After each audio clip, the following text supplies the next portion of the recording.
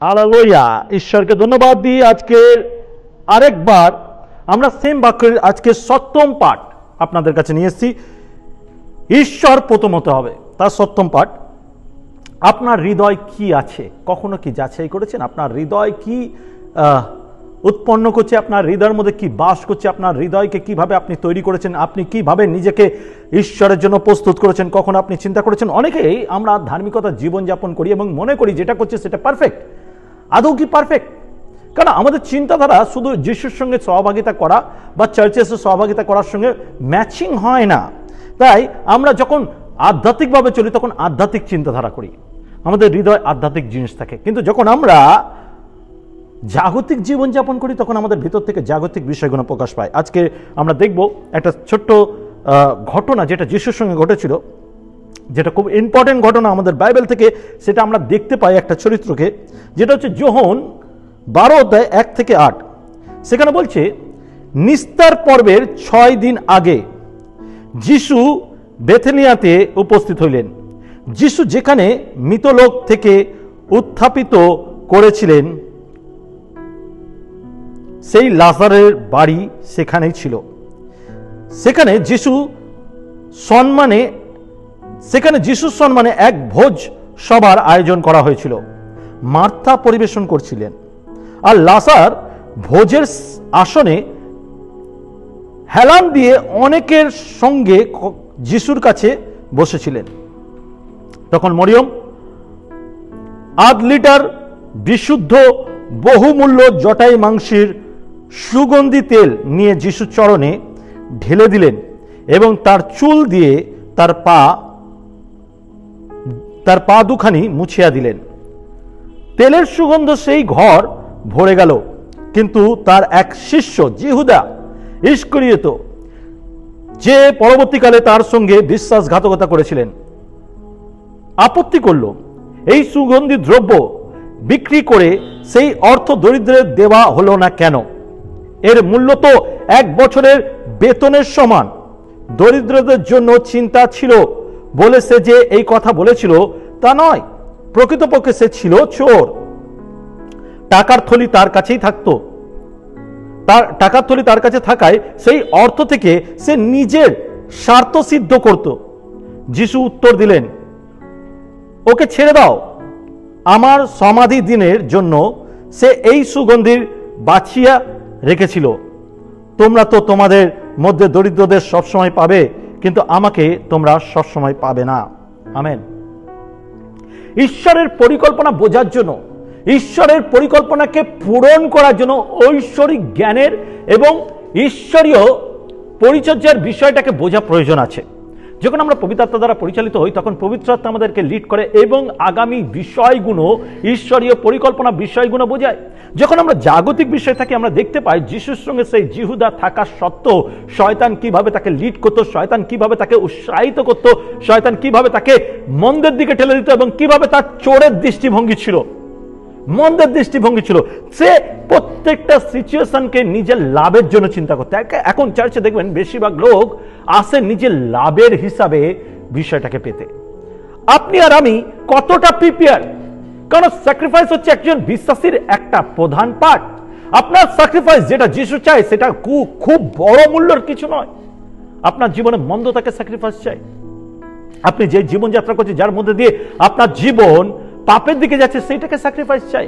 আপনি যাতে ধার্মিকতা জীবনযাপন করেন, স্বর্গীয় পরিকল্পনাকে, স্বর্গীয় ইচ্ছাকে ঈশ্বরের, সেটা যাতে বুঝতে পারেন, যেটা দেখা যায় না, যার কোনো চিহ্ন পাওয়া যায় না, যেটার কোনো উৎপত্তি নেই, হঠাৎই ঈশ্বর খুলে দেয় আর আমরা দেখতে পাই না বলে তাকে বিশ্বাস করি না, আমরা দেখতে পাই না বলে তাকে গ্রহণ করি না, আমরা দেখতে পাই না বলে তাকে স্বীকার করি না। আর এর ফলে কি হয়? আমরা ঈশ্বরীয় পরিকল্পনাকে দেখতে পাই না। জুদাস যেটা দেখতে পায়নি, যেটা যিশু বলেছিল আমার সমাধির জন্য, শেষ কালের জন্য, জুদাস সেটা দেখতে পায়নি, কারণ তার দৃষ্টিভঙ্গি চোরের দিকে ছিল। আজকে যখন আমরা চার্চে কোনো কিছু দিই সেটা আমার স্বার্থ অনুসারে দিই, আমার লাভের জন্য দিই, আমার নাম হওয়ার জন্য দিই, কিন্তু ঈশ্বরীয় দৃষ্টিভঙ্গিতে কিছু করি, ঈশ্বরের রাজ্যের জন্য কিছু করি। খ্রিস্ট ভাই বোন, আজকের আপনার কাছে এই প্রশ্ন রইল, আপনার হৃদয় কি আছে? আপনার হৃদয় কি আছে? আপনি কি বীজ বুনেছেন? আপনার হৃদয় কোন দৃষ্টিভঙ্গি দিয়ে দেখে? জুদাসের দৃষ্টিভঙ্গি না ঈশ্বরের পরিকল্পনার দৃষ্টিভঙ্গি?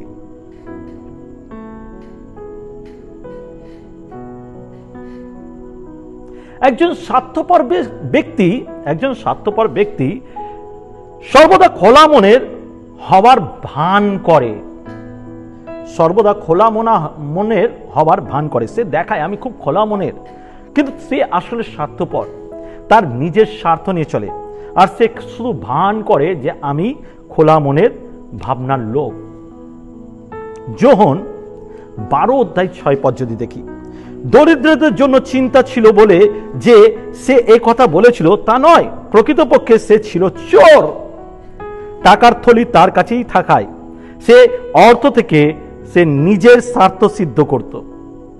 চিন্তা করুন, জুদাসের চরিত্র নিয়ে আজকের বিশেষ করে আমরা এই পরিচর্যার ক্ষেত্রে রয়েছি, যেখানে বলছে যে জুদাস তার কিন্তু এই মেন্টালিটি ছিল না যে গরিবদের দান করবে, তার এই মেন্টালিটি ছিল না গরিব অভাবরা যারা না খেয়ে রয়েছে তাদের জন্য তার মায়া রয়েছে, তার হৃদয়ের মধ্যে তাদের জন্য ভাবনা রয়েছে, এই চিন্তাধারা ছিল না। তার চিন্তাধারা ছিল কিভাবে যত বেশি অর্থ আসবে তত বেশি আমি আমার লাভের জন্য সরিয়ে নেব, আমার লাভের জন্য সরিয়ে নেব। দেখবেন অনেকে আছে যারা ঈশ্বরের কাজ করার জন্য তো উদ্যোগী, কিন্তু আমার লাভের জন্য কি আছে, আমার লাভের জন্য কি করব। আজকের আপনার মেন্টালিটি কি? আপনার এই মেন্টালিটি কি আপনি পরিবর্তন করতে পেরেছেন? না আপনার এই মেন্টালিটি নিয়েই আপনি চলছেন আর মনে করছেন এটাই ধার্মিকতা? যদি আপনি এটাকে ধার্মিকতা মনে করেন তাহলে জুদাসের দিকে একবার তাকান। এই মেন্টালিটি নিয়ে কখনো যোহনের চরিত্র আনা যায় না, যোহনের মতন কাজ করা যায় না। যোহন 3 বার অস্বীকার করার পরও তার মেন্টালিটি, তার হৃদয় যেটা ছিল সেটা ছিল ক্ষমা চাওয়া, ফিরে আসা, ঈশ্বরের প্রতি বিশ্বস্ত হওয়া, ঈশ্বরের ইচ্ছাকে পূরণ করা। খ্রিস্ট ভাই বোন, আজকে দিনকে আপনি একটু সিরিয়াসলি নিয়ে একবার নিজের বিষয়ে চিন্তা করুন। আপনি কোন মেন্টালিটি নিয়ে, কোন চিন্তা নিয়ে চার্চে আসেন? আপনার চার্চে আসার উদ্দেশ্য কি? আপনি কি সবসময় দেখেন ও কি দিল, এ কি দিল, আমি কত দেব? আপনি দেন না ঈশ্বরকে, ঈশ্বর আপনাকে যোগায় যাতে আপনি দিতে পারেন। আমেন। আজকের এই মেন্টালিটি নিয়ে চিন্তা করি। আমেন। বিশ্বাস হওয়া মানে ঈশ্বরকে দেওয়া, বিশ্বস্ত হওয়া মানে ঈশ্বরকে দেওয়া। একজন বিশ্বাসী হিসাবে আপনি কি করতে চান ঈশ্বরের জন্য? আপনার কি মনে হয় আপনি কি নতুন করে প্রাণ দেবেন? না, ঈশ্বর আপনার প্রাণ চায় না, আপনাকে বাঁচাবার জন্য যিশু নিজের প্রাণ দিয়ে দিয়েছে অলরেডি। আজ যদি আপনি বিশ্বস্ত, তাহলে ঈশ্বরের ধর্ম রাজ্যের প্রচারের দিকে দৃষ্টিভঙ্গি করুন এবং কিভাবে সেই কার্য বিস্তার হয় তার দিকে দৃষ্টিপাত করুন। আপনি সেই দাতা হন যেই দাতা ঈশ্বরের উদ্দেশ্যে দেয়। হালেলুয়া। বাইবেল বলে এই জাগতিক ধন আপনি যে দেন তা আপনার জন্য শেষ হয় না।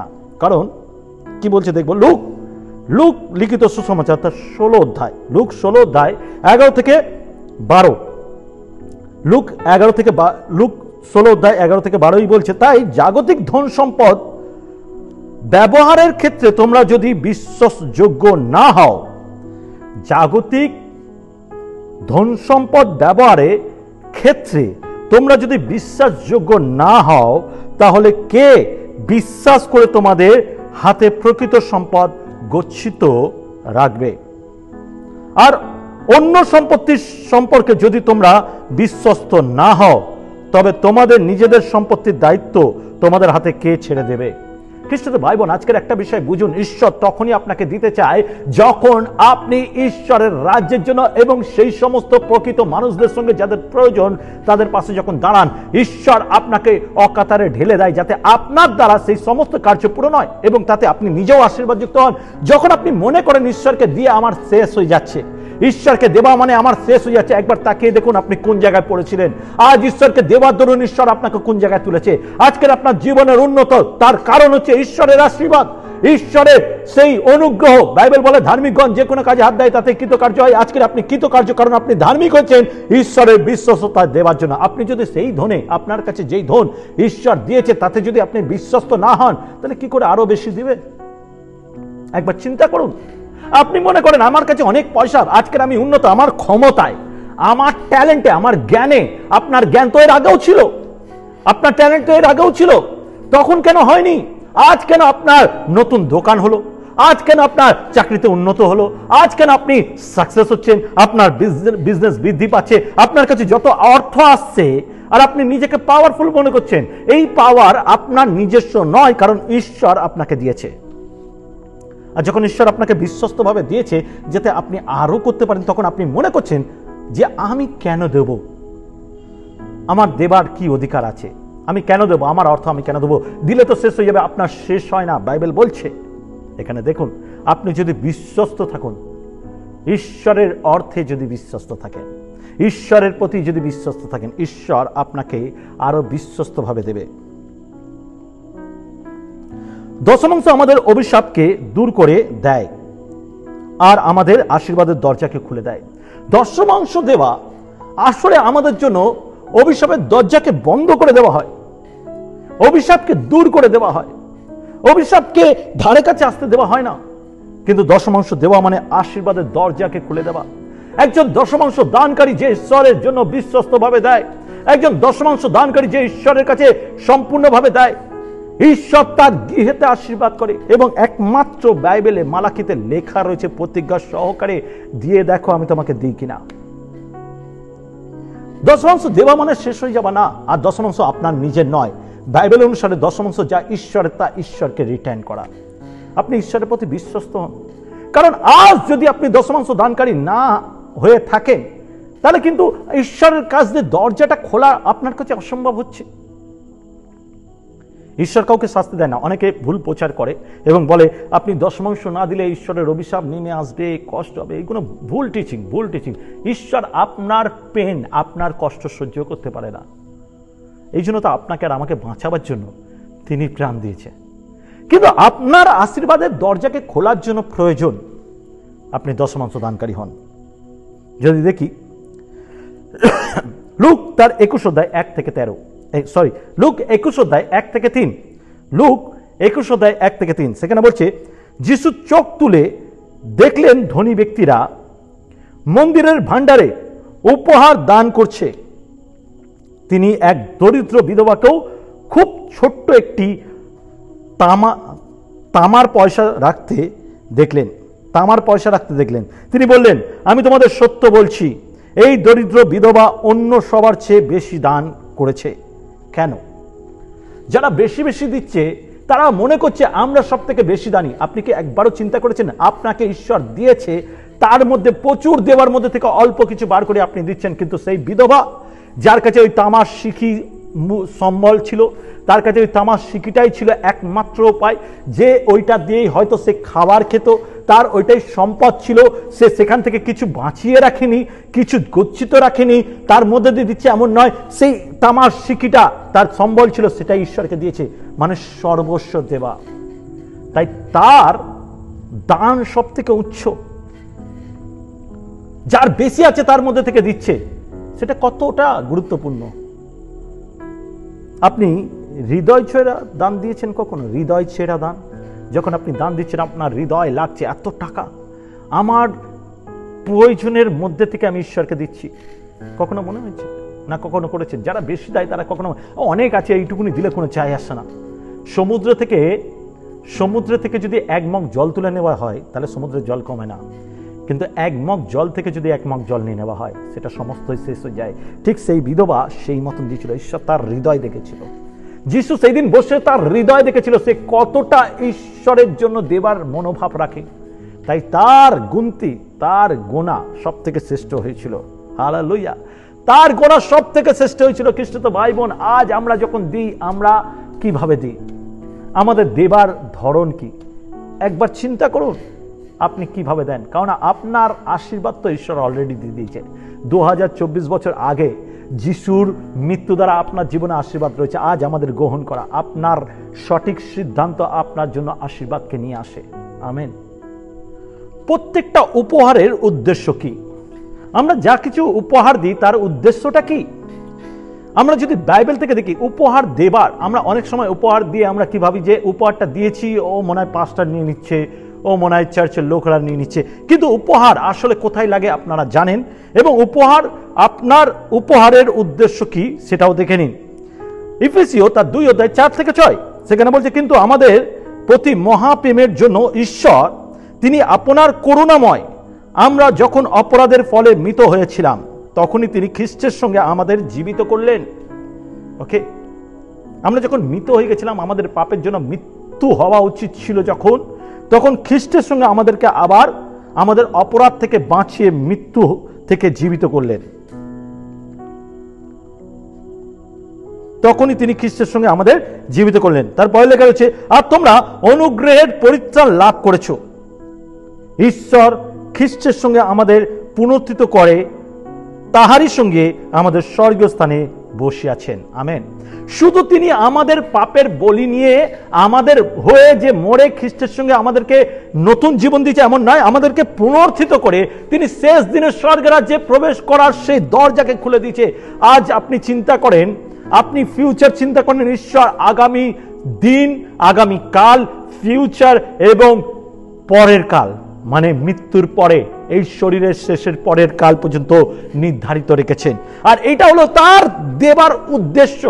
তিনি যে আমাদের জন্য উপহার দিয়েছে, তিনি যে তার একমাত্র পুত্রকে দিয়েছে, এটা তার উদ্দেশ্য, যাতে আমরা বাঁচি এবং আনন্দের সঙ্গে বাঁচি এবং চিরকালের জন্য বাঁচি।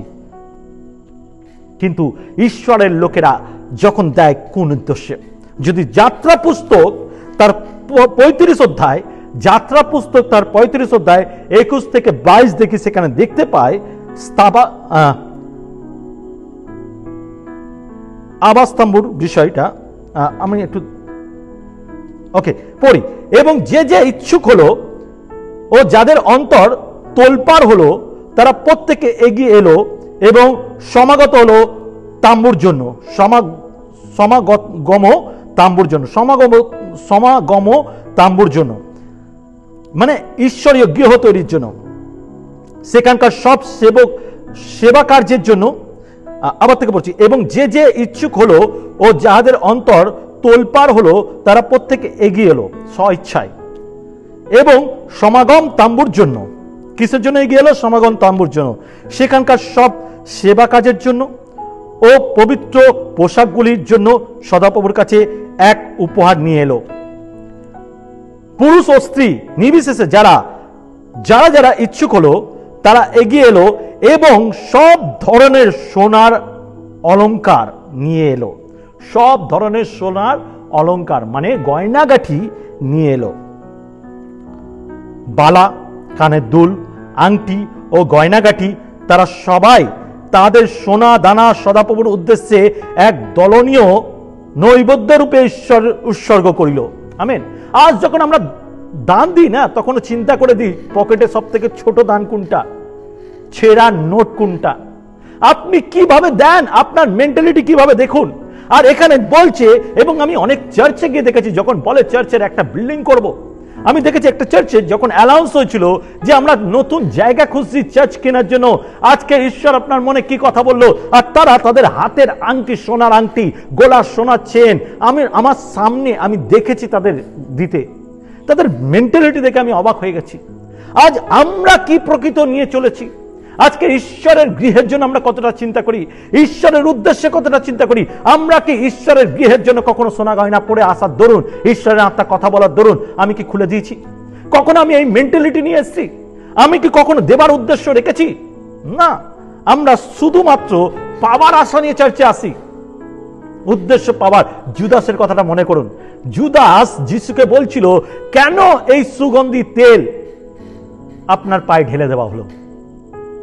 এটা বিক্রি করলে 1 বছরের স্যালারি, মানে কত দামি বুঝছেন? 1 বছরের স্যালারি, 1 বছরের মাইনে হয়ে যেত। বলছে এটা বিক্রি করে আমরা আমাদের ফান্ডে, আমাদের ভান্ডারে আনতে পারতাম। যিশু বলছে ছেড়ে দাও, গরিবদের তুমি পাবে। জুদাসের চিন্তাধারা যিশু ভালো করে জানতো। যিশু জানতো জুদাস কোন উদ্দেশ্য নিয়ে বলছে। সে গরিবদের দেওয়ার জন্য নয়, সে নিজের পকেট ভরার জন্য। কিন্তু যিশু কি বলছে? এ আমার মৃত্যুর শেষের উদ্দেশ্যে কাজ করছে। আপনি কোন মেন্টালিটি নিয়ে এখানে আসেন? আপনি যখন আসেন স্বার্থপরের মতন বলেন, প্রভু আমাকে দাও, আমাকে দাও, আমাকে দাও, আমি সুস্থ হতে চাই, আমার ছেলের চাকরি চাই, আমার ঘর চাই, আমার বাড়ি চাই, আমার গাড়ি চাই, আমার সাকসেস চাই, আমার উন্নতি চাই, শুধু চাই আর চাই নিয়ে আপনি এখানে উপস্থিত। কোনোদিন আপনি চিন্তা করেছেন, প্রভু আমি তোমার জন্য কি করতে পারি? তোমার উদ্দেশ্যে আমি কি করতে পারি? প্রকৃতভাবে আমি তোমার জন্য কি করতে পারি? প্রভু আমি কি তোমার জন্য কি সেই আবাস স্তম্ভ তৈরি করতে পারি? গৃহ তৈরি করতে পারি, আমি তোমার গৃহের জন্য কিছু দিতে পারি, আমার সোনা গয়না আমার অর্থকে আমি তোমাকে দিতে পারি তোমার গৃহের জন্য। এই মেন্টালিটি তারই হয় যে ঈশ্বরের পরিকল্পনাকে বোঝে, যে ঈশ্বরের উদ্দেশ্যকে বোঝে। আজ খ্রিস্টতে ভাই বোন, আমি আপনাকে উৎসাহিত করতে চাই ঈশ্বরের পরিকল্পনার সঙ্গে যুক্ত হতে। আমি আপনাকে উৎসাহিত করতে চাই সেই আশীর্বাদকে গ্রহণ করার জন্য। আমি আপনাকে উৎসাহিত করতে চাই আপনার জীবনের আশীর্বাদকে বহন করার জন্য।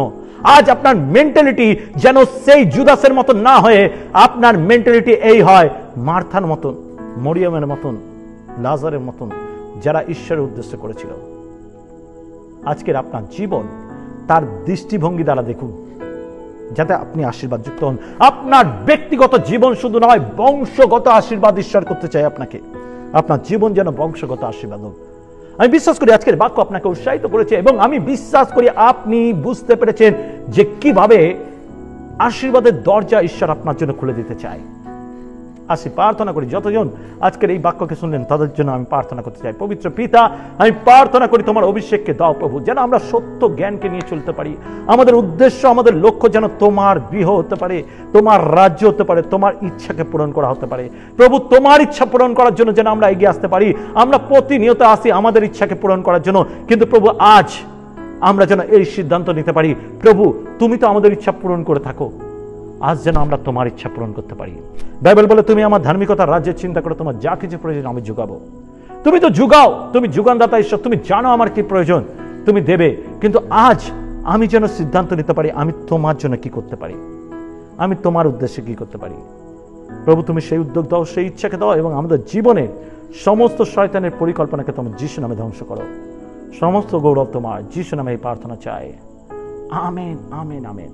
খ্রিস্টতে ভাই বোন, আপনাদের যদি এই বাক্য ভালো লেগে থাকে অবশ্যই অবশ্যই এই চ্যানেলকে সাবস্ক্রাইব করুন, আপনার প্রিয়জনকে শেয়ার করুন, লাইক করুন এবং কমেন্ট করুন, যাতে আমরা উৎসাহিত পাই। আপনার লাইফে যদি কোনোভাবে বাক্য দ্বারা, আমাদের কোনো বাক্য দ্বারা আপনার লাইফে যদি কোনো রকম মিরাকেল হয়, কোনো রকম আশীর্বাদ নেমে আসে, প্লিজ টেস্টিমনি শেয়ার করুন কমেন্টের মাধ্যমে, যাতে আমরা আপনাকে আরো উৎসাহিত করতে পারি ঈশ্বরের বাক্য দ্বারা। এবং সাথে আমাদের এই অনলাইন সার্ভিসের সঙ্গে যুক্ত হওয়ার জন্য আপনারা আমাদের সঙ্গে কন্ট্যাক্টও করতে পারেন, যোগাযোগ করতে পারেন, আপনার ফোন নাম্বার শেয়ার করতে পারেন। আমাদের ফোন নাম্বার এখানে হোয়াটসঅ্যাপের নাম্বার দেওয়া থাকবে, আপনি কন্ট্যাক্ট করতে পারেন, হোয়াটসঅ্যাপ করতে পারেন, যাতে আমরা আপনার সঙ্গে যোগাযোগ করতে পারি। ভালো থাকবেন, সুস্থ থাকবেন, সবাইকে জয় যিশু।